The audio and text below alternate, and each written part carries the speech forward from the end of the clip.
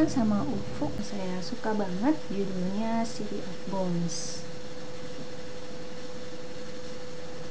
karya Cassandra Clare. Genrenya fantasi. Ceritanya tentang seorang cewek yang namanya Clary Fray.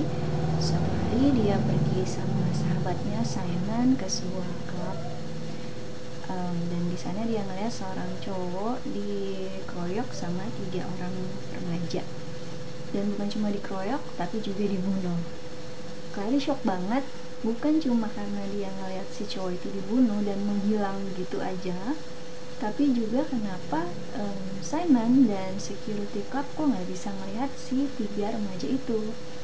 Jace, salah satu dari 3 remaja itu, bilang kalau cowok yang dibunuh tadi itu sebenarnya bukan manusia tapi monster. Jadi kata dia, Clary nggak usah khawatir, dia cuma monster kok. Jadi itu pertama kalinya si Clary ketemu sama Miss Jace. Nah, beberapa hari kemudian Jace ketemu lagi sama Clary. Waktu mereka lagi berdebat gitu, Clary tiba-tiba dapat telepon dari mamahnya. Mamanya namanya Jocelyn. Di telepon itu mamanya kayaknya kedengarannya aneh banget gitu. Nah, Clary jadi panik, apalagi tiba-tiba teleponnya terputus, dihubungi lagi nggak bisa. Sampai-sampai saking gugupnya teleponnya itu jatuh, rusak. Dia langsung pinjam teleponnya Jace dan lari, sambil lari ke rumah. Nah, di rumah ternyata dia bukannya disambut sama mamanya, karena mamanya udah hilang entah kemana, tapi dia disambut sama monster. Nah, dari situ cerita berlanjut. Clary yang entah gimana ternyata dia dengan kekuatannya dan dengan bantuan teleponnya Jace, yang ternyata bukan telepon tapi sensor, dia membunuh monster itu.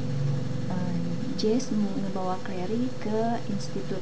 Itu institut seperti rumah buat Jace.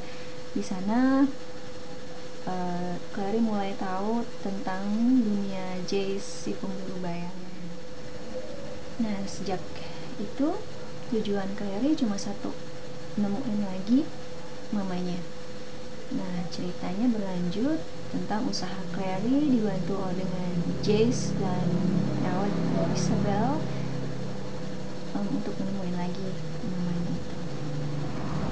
Ada beberapa karakter di buku ini.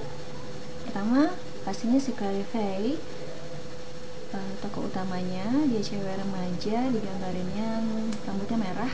Lalu ada Simon, sahabat Clary. Terus ada Jace, si pemburu bayangan. Lalu Alec dan Isabel, mereka ini bersaudara. Lalu ada Hodge, dia tutor di institut. Buat 3 pemburu bayangan ini, Hodge ini udah kayak sosok ayah gitu. Lalu ada Luke atau Lucian, dia ini teman dekat mamanya Clary. Terus ada Magnus Bane, warlock. Di cerita ini Magnus Bane ini akan banyak menolongin mereka. Lalu ada Valentine, dia ini musuh yang paling ditakuti di dunia Mortal Instruments. Buku ini tebal ya, tebalnya 661 halaman, tapi biarpun tebal, dijamin begitu mulai baca enggak akan berhenti. 1, 2, atau 3 hari, maksimal 3 hari pasti udah selesai. Plotnya menarik, ada action, ada romance, dan ceritanya itu bergulir lumayan cepat ya, dan banyak twistnya, banyak kejutan-kejutannya, terutama yang berhubungan dengan Clary dan Jace. Terjemahannya enak.